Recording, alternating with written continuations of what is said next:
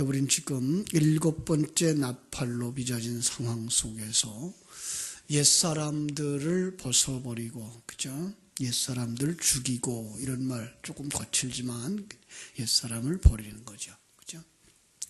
새 사람으로 완성되어져 가는 그 복음의 역사를 보고 있는 중이죠. 어제는 12절 한 절을 중심으로 12절 13절의 말씀을 나눴습니다. 그래서 하나님의 계명을 지킨다고 하는 말, 그리고 믿음을 지킨다고 하는 말을 중심으로 해서 그 사람들이 안식에 들어가는 그런 그림들, 천국에 들어가서 쉬게 되는 그런 그림을 이제 보았죠. 그래서 13절에 수고를 그치고 쉼을 얻는다라고 하는 말이 바로 천국의 안식을 얻는 것, 그 안식에 들어가는 또 다른 그림을 오늘 우리가 보게 되는 겁니다. 14절에 이렇게 말하고 있어요. 또 내가 보니, 그러면 상황의 변화죠. 장면이 바뀌는 것. 그러나 같은 내용들을 계속 설명하고 있는 것, 이렇게 보시면 돼요. 어떤 그림이죠? 이제 흰 구름이 있고, 그래서 이 흰 구름에 관심 가지시고요. 구름 위에 앉으신 이가 있어요. 인자와 같으신 이, 그죠? 그 머리에는 금면류관이 있고 그 손에는 예리한 낫을 가졌더라. 예리한 낫. 그 먼저 성경은 이한검 그랬었죠. 이한검. 그래서 아주 예리한 검 그랬죠. 자, 그리고 15절에 다시 이제 또 다른 한 천사가 나와요. 성전에서 나와서 역시 구름 위에 앉으신 이를 향해서 명령을 하여 당신 낫을 휘둘러 거두라. 그랬더니 16절에서 그 낫을 휘둘러 땅의 곡식을 거두는 거예요. 흰 구름 그러면 생각나는 게 뭐죠? 하나님의 임재. 하나님의 임재. 그 위에 앉으신 이 역시 하나님이시겠죠? 그런데 거기에 임자 같은 이, 그래서 우리는 그분이 그 아들 하나님, 성자 하나님 이렇게 말하죠. 그래서 예수. 한번 다니엘서 7장 보겠습니다. 다니엘서 7장 우리 한번 인터넷에서 찾아줬으면 좋겠어요. 다니엘서 7장 13절로 14절.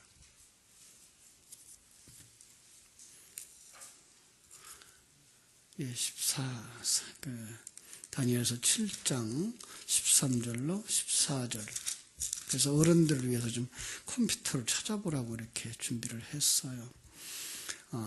한번 읽겠습니다. 내가 또 밤 환상 중에 보니 인자 같은 이가 하늘 구름을 타고 와서 옛적부터 항상 계신 이에게 나아가 그 앞으로 인도하며 그에게 권세와 영광과 나라를 주고 모든 백성과 나라들과 다른 언어를 말하는 모든 자들이 그를 섬기게 하였으니 그의 권세는 소멸되지 아니하는 영원한 권세요 그의 나라는 멸망하지 아니할 것이니라. 여기에 보면 13절에 밤 환상 중에 보니 인자 같은 이가, 그죠? 인자 같은 이가, 여기가 똑같은 얘기예요. 예수 그리스도죠. 하늘 구름을 타고, 그렇죠? 여기도 하늘 구름이 나왔어요. 흰 구름이라고 되어 있고요. 그래요? 계시록은. 근데 그에게 14절 뭐예요? 권세와 영광과 나라를 주셨어요.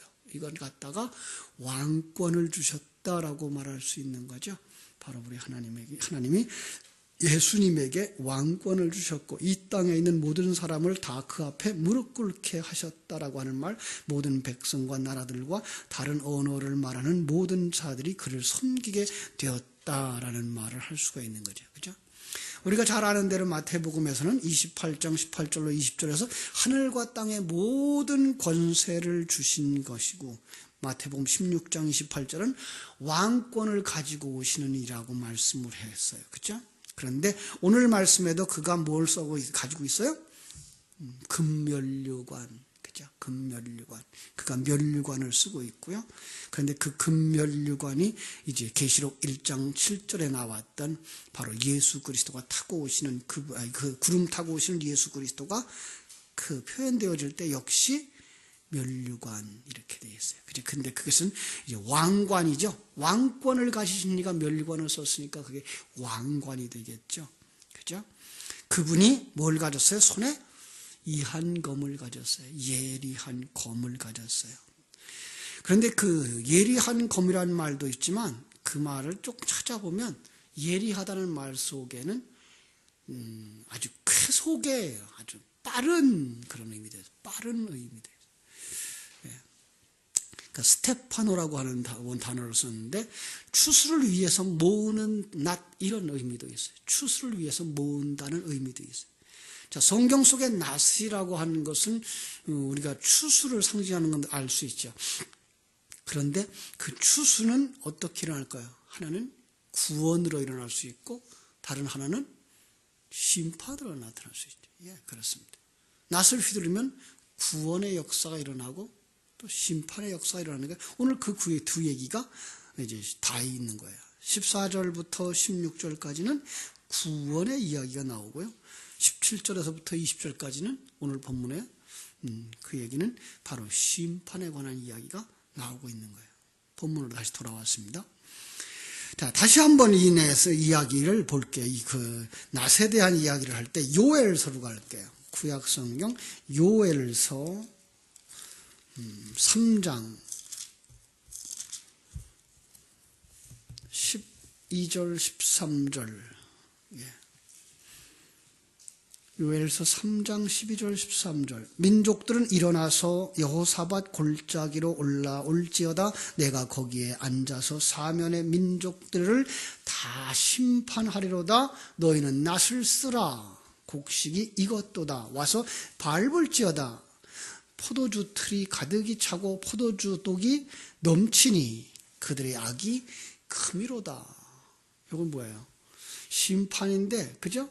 심판을 하고 있는데 낫을 쓰라 그래요. 그죠? 낫을 쓰라 그러는데 낫을 쓰니까 뭐예요? 곡식이 익어서 그게 곡식이 거두어지고 또 하나는 포도주 틀이 차고 넘치는 이야기. 오늘 그대로 요한계시록에 그 두 사건들이 하나로 이렇게 요약되어져 있는 그림을 우리가 볼 수가 있어요. 낫을 써서 추수하는데 구원의 역사와 악에 대한 심판이 함께 이루어지고 있는 거죠. 그렇습니다.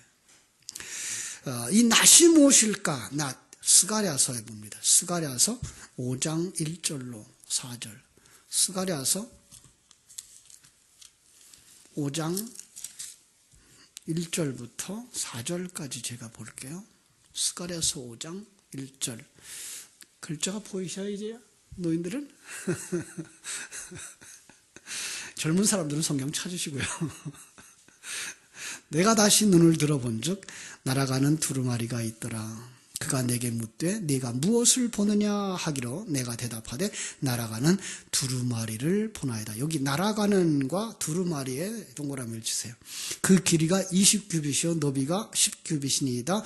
그가 내게 이르되 이는 온 땅 위에 내리는 저주라. 도둑질하는 자는 그 이쪽 글대로 끊어지고 맹세하는 자는 그 저쪽 끌대로 끊어지리로다.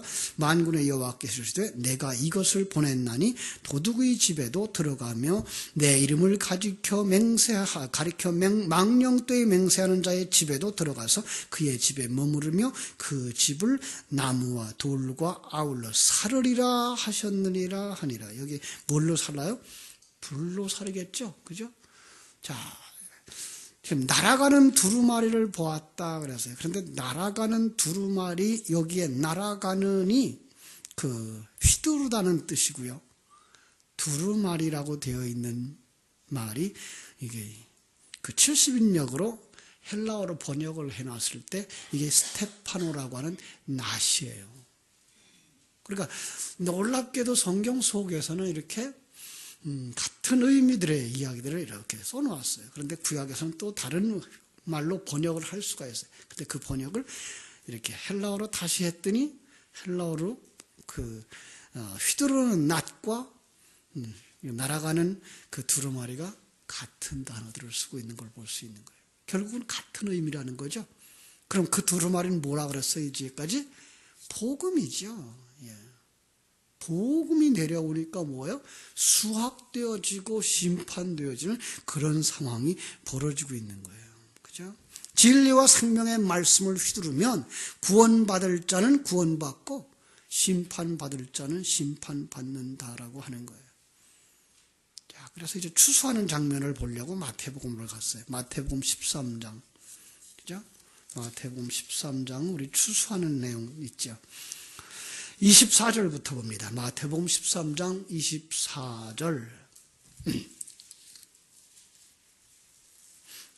24절부터 이제 30절까지 보겠습니다. 예수께서 그들 앞에 또 비유를 들어 이르시되 천국은 좋은 씨를 제밭에 뿌린 사람과 같으니 사람들이 잘 때에 그 원수가 와서 곡식 가운데 가라지를 덧뿌리고 갔더니 싹이 나고 결실할 때에 가라지도 보이거늘 집주인의 종들이 와서 말하되 주여 밭에 좋은 씨를 뿌리지 아니하였나이까? 그런데 가라지가 어디서 생겼나이까? 주인이 이르되 원수가 이렇게 하였구나. 종들이 이르되 그러면 우리가 가서 이것을 뽑기를 원하나이까? 주인이 이르되 가만두라. 가라지를 뽑다가 곡식까지 뽑을까 염려하노라. 둘 다 추수 때까지 함께 자라게 두라. 추수 때에 내가 추수꾼들에게 말하기를 가라지는 먼저 거두어 불사르게 단으로 묶고 곡식은 모아 내 곡간에 넣으라 하리라. 예. 우리가 잘 아는 비유죠. 그래서 우린 또 너무 순진해가지고 세상에 젖어 있어가지고 이 비유를 읽으면서 하나님이 참 어렵게 씨를 뿌려서 싹이 났는데 거기다가 뭐까지 뿌렸어요? 사단이 와서 가라지를 뿌렸구나 이렇게 생각을 하죠. 그죠? 왜? 성경이 그렇게 얘기하고 있으니까. 근데 그 가라지는 언제 난 가라지일까요? 인간이 타락하자마자 너는 흙이니 흙으로 돌아가라 그래 놓고는 거기 흙에서 뭐가 나죠? 가시덩굴과 엉겅퀴가 나는 거예요. 그럼 타락한 그 땅이 이미 가시덩굴이고 엉겅퀴 밭인 거예요. 그건 이제 앞에 나오는 비유, 마태복음 13장에 나오는 씨 뿌리는 비유 속에서도 씨를 뿌렸더니 거기 뭐 때문에 열매를 못 맺어요? 가시덩굴과 엉겅퀴가. 그럼 가시덩굴과 엉겅퀴 속에다가 씨를 뿌린 거예요. 우리 자체가 가시덩굴과 엉겅퀴인 거예요. 그러니까 잡초이고요. 여기에서 저주받을 자들이 먼저 이 속에 있었던 거예요. 그런데 거기에 이제 하나님이 씨앗을 뿌렸죠. 그리고 그 씨앗 중심으로 보니까 좋은 씨앗이 싹이 났는데 옆에 뭐가 있어요? 가라지가 있는 거죠. 그래서 그거 뽑을까요? 그러는 거죠. 그런데 그 가라지는 뭐예요? 가라지는 그릇이에요. 연결이 됩니까?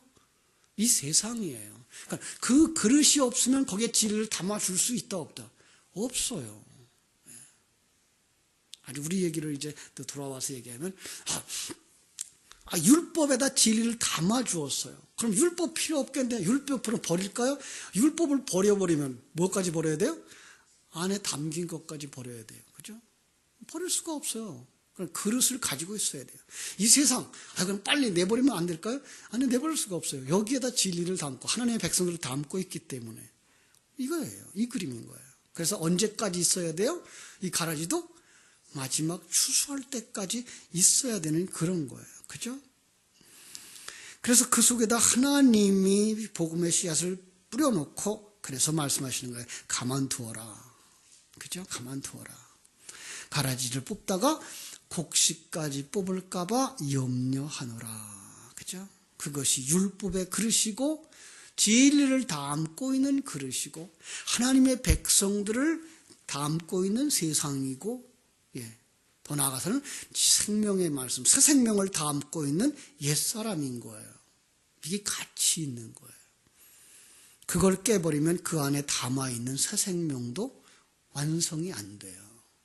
그 새 생명이 완성될 때까지는 그 그릇을 두셔야 되는 거예요. 그래서 마지막까지 두라 그러는 거예요. 그래서 30절 둘 다 추수 때까지 함께 자라게 두라.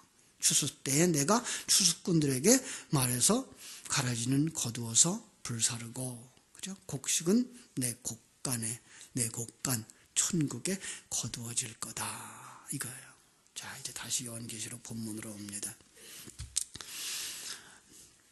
곡식을 거두어집니다. 그죠? 그래서 이제 14절부터 15절, 16절에서 그 곡식이 거두어지죠. 그런데 그들은 본래 어떤 자였더랬어요, 그럼? 그들도 역시 가라지였어요. 우리가 타락한 죄인이었던 것을 우리가 잃어버리면 안 돼요. 그 타락한 죄인이 공의로우신 하나님 앞에서 이유 없이 흰옷을 입고 이유 없이 그 죄사함을 받을 수가 없어요. 예. 그래서 우리는 복음을 아는 사람들이니까 눈치채죠. 그죠? 거긴 뭐가 들어가야 돼요? 예수 그리스도의 대속의 죽음이 들어가야 되죠. 그가 피 흘려 죽음으로, 그가 저주를 대신 받음으로 바로 우리가 구원받는 거예요. 그 내용이 17절부터 20절의 내용인데, 17절부터 20절을 설명하기 전에 19장으로 한번 가보겠습니다. 19장 11절부터 16절. 19장 11절에서부터 봅니다. 또 내가 하늘이 열린 것을 보니 보라 백마와 그것을 탄 자가 있으니 그 이름은 충신과 진실이라. 그가 공의로 심판하며 싸우더라. 그 눈은 불꽃 같고 그 머리에는 많은 관들이 있고 그 이름 쓴 것 하나가 있으니 자기밖에는 아는 자가 없고, 또 그가 피 뿌린 옷을 입었는데 그 이름은 하나님의 말씀이라 칭하더라.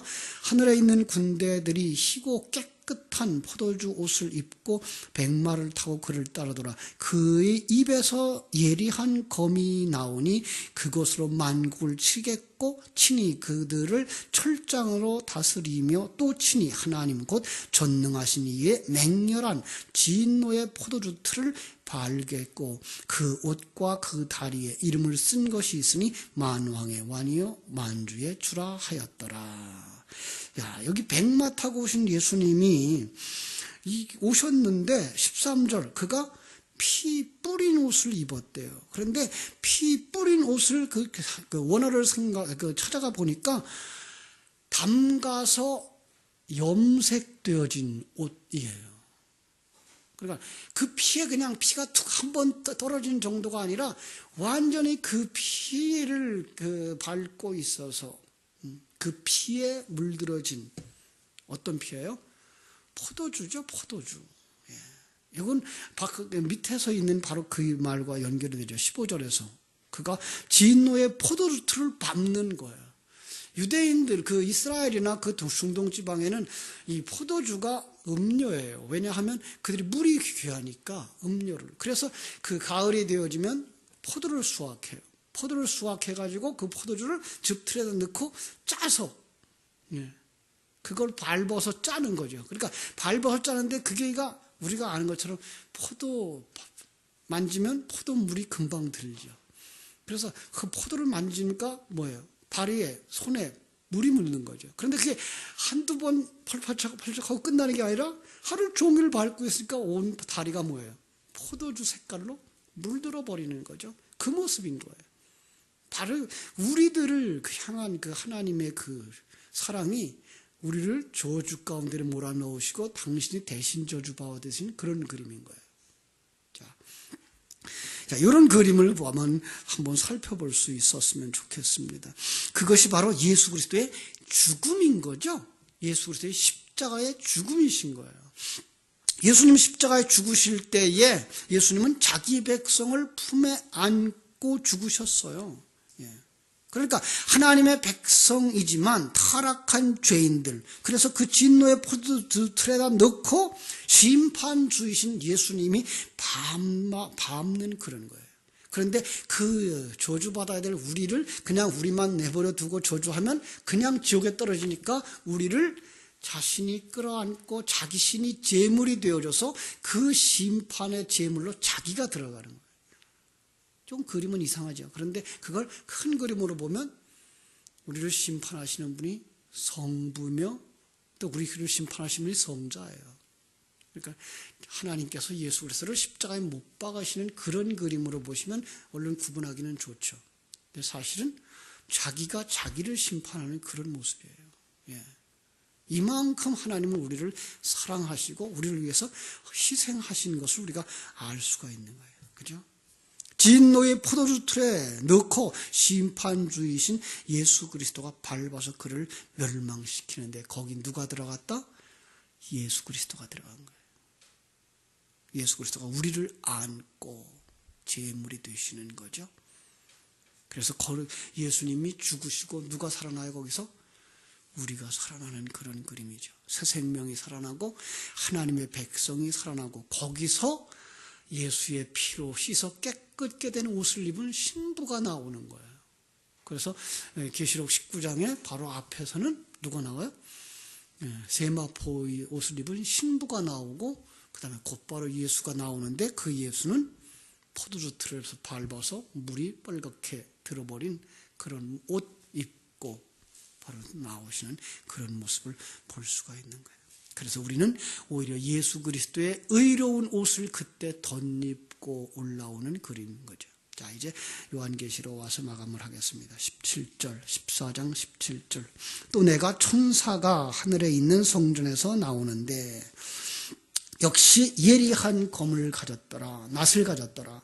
또 불을 다스리는 다른 천사가 불, 심판의 불이에요. 살아난 불이에요. 이거는 이제 다른 천사가 제단으로부터 나와서 예리한 낫을 가진 자를 향하여 큰 음성으로 불러 이르되 이 예리한 낫을 휘둘러 땅에 포도송이를 거두라. 이 포도송이를 해서 찾아보았더니 포도라고 붙은 거기가 포도나무예요. 포도나무와 포도송이예요. 그러니까 우리는 요한복음 15장에서 내가 누구라 그랬어요? 예수님이 뭐라 그랬어요? 내가 포도나무요 그랬어요. 그러니까 예수님과 거기에 맺혀진 열매들 우리까지 다 어디에 들어가는 거예요? 익었고 그걸 휘둘러서 거두어서 진노의 포도주 틀에 던지는, 그러니까 예수님과 우리를 같이 그 속에 넣는 그런 그림을 볼 수가 있는 거죠. 다 진노의 포도주에 넣는 그림. 예수 그리스도가 자기 백성을 품에 안고 저주의 십자가를 지는 그림. 성 밖에서 저주를 받아요. 그래서 그죠? 그래서 20절 성 밖에서 그 틀이 밟히니 예수 그리스도가 대신 밟히는 거 아니에요. 거기서 그죠?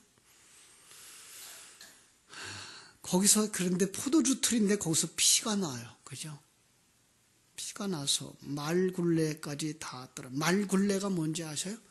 말굴레. 말에 그 자갈 물린 것. 그러니까 여러분 말이요. 한번 이제 제주도라도 가서 이렇게 말 타는 것, 타는 사람들 보면 알지만 말이 굉장히 커요. 말굴레, 그러면 말의 그 자갈 물린 입거리면 거의 사람의 키예요.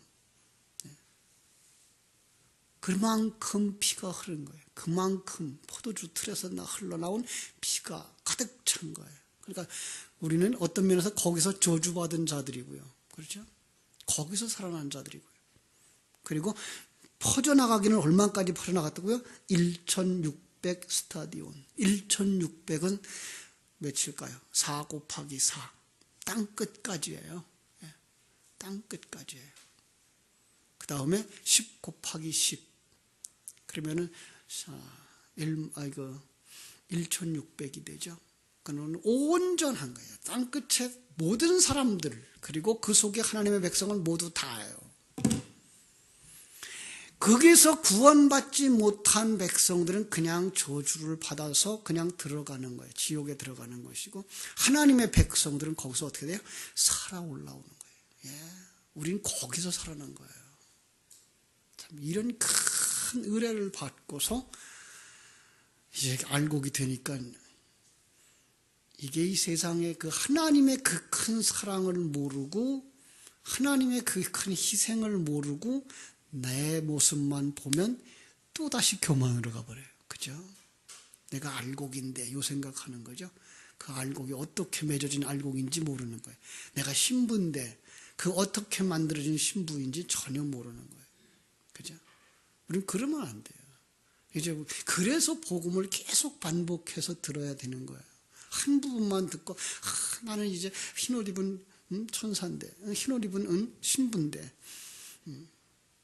누가 나를 도와줘야지, 누가 나를 시중 들어줘야지, 이리로 가면 곤란한 거예요. 우리는 정말 어디에서부터 올라왔는지 그 뿌리를 찾아보면 우리는 정말 감지덕지할 수밖에 없는 자들이고, 그런데 불구하고 우리 앞에서 봤듯이 24장로들에게 관을 주죠. 면류관을 주죠. 그들이 감히 그걸 받겠어요? 벗어서 다 주님께 던지면서 주님 겁니다. 내놓을 수밖에 없는 거죠. 그렇습니다. 우리는 어떤 것들도 기대할 수 없는 자들이었던 것을 깨달아 알고, 그럼에도 불구하고 사랑하는 신부라고 찾아오시고, 그리고 세워주시고, 아들이라고 탕자가 돌아왔을 때에 끌어안아 주시고, 가락지 껴주시고, 살진 음식 먹여주시는 그 하나님, 그 앞에서 감히 무슨 입을 열어서 얘기를 하겠어요? 그 감격이 우리 속에 있어야 돼. 그 감동이 우리 속에 있어야 돼.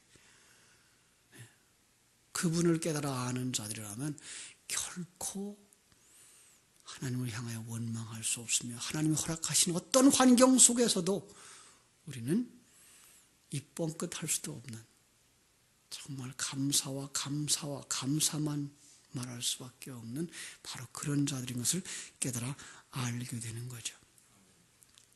바로 거기서 우리가 거두어진 자들, 하나님의 자녀가 되었다는 그 감격에 이 진리를 되새김질하고 묵상하는 동안 여러분의 심령 속에 충만되어지기를 주님의 이름으로 축원합니다. 기도하겠습니다. 하나님 우리 아버지, 크신 은혜와 사랑을 감사합니다. 하나님께서 이렇게 복음을 통해서 우리를 추수하고 있는 사실을 우리가 다시 한번 살펴보면서 참으로 예수 그리스도의 그 크신 희생, 그리고 우리를 향한 그 저주와 책망과 심판을 하실 수밖에 없는 그 아픔, 저희들이 그걸 깨달아 아는 지혜를 허락해 주시니 감사합니다. 아버지, 아직도 그 충분하게 깨달아지지 못할 때 하나님께서 우리 속에 더 많은 것으로 깨달아 알게 하시려고 이런저런 사건들과 상황들을 보내서 조금씩 감각들을 살려주시고 눈을 열어서 하나님을 보게 하시고 알게 하시는 그 은혜를 감사할 수 있는 저희들을 되게 하여 주시옵소서. 그 감사가 살아나도록, 그 감각이 살아나도록 운동할 수 있는 저희들을 되게 하여 주옵소서. 그것이 바로 진리의 말씀을 되새김질하는 것이며, 그리고 주야로 하나님 앞에 엎드려서 하나님의 크신 사랑과 계획과 그리고 내 가운데서 나 안에서 일하시고 계신 그 하나님의 손길들을 점검하는 것입니다. 아버지 하나님이여, 그 일에 결코 게으르지 말게 하여 주셔서 정말 하나님의 사람으로 온전해져 가서 믿음이 눈을 열어 하나님을 보게 하시고, 우리들의 눈이 하나님의 역사를 보게 하셔서 나라가 움직여가고 우주가 움직여가고 태양이 움직여가는 그 모습들을 보면서 그 속에 하나님의 손길들을 볼 수 있는 자들이 되게 하시고, 자신의 일생 속에서 하나님이 함께 하시며 하나님이 나라를 만들어 가시는 그 사랑과 수고의 손길들을 볼 수 있는 자들이 되어지게 하시고, 그래서 이런 일 저런 일들을 보면서도 바로 그 속에서 따뜻한 하나님의 사랑, 그래서 좋은 일 가운데서만 감사하는 것이 아니라 아픔 속에서도 고통 속에서도 하나님의 사랑의 손길, 그 따뜻한 하나님의 사랑을 느낄 수 있는 믿음의 사람들로 자라나게 하여 주시옵소서.